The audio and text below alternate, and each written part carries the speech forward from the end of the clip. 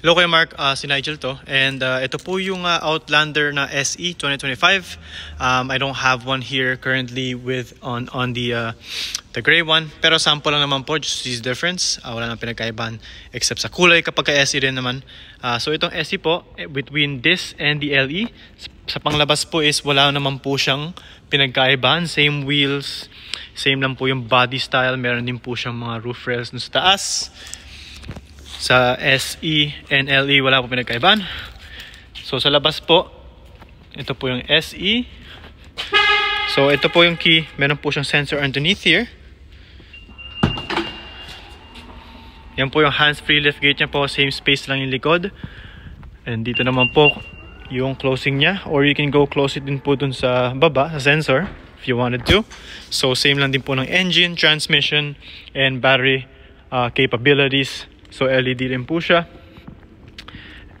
Check natin yung loob. Sa loob naman po, sa SE tsaka sa LE wala po pinagkaibahan. Keyless entry pa rin siya dito.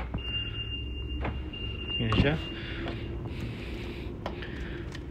And main difference is yung cloth seats po. So ito po is sa SE, cloth seats siya, and without the powered seats. Pero may lumbar support din naman siya. But manually adjusted po kung gusto mong mag forward or backwards. Dito naman po sa side, power windows, yung door lock and unlock, tsaka yung pag-adjust po ng side mirror dito. Meron po siyang wireless charging din, same sa LE, and same ng measurement po dito sa may infotainment niya.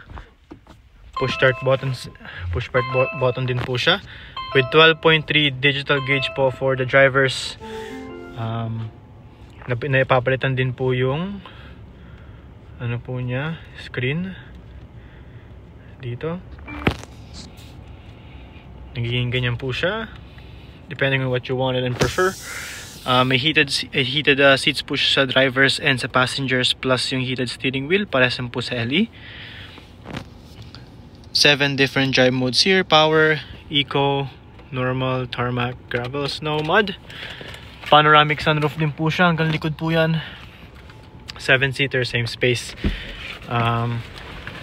Yun lang po yung pinaka main difference. Yung half leather, half suede sa LE, powered seats, 360 camera po. Ito po yung 360 camera ng SE. Oh, sorry.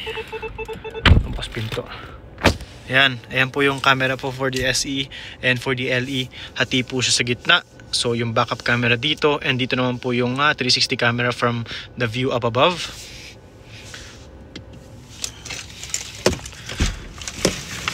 So yun lang po yung pinaka main difference.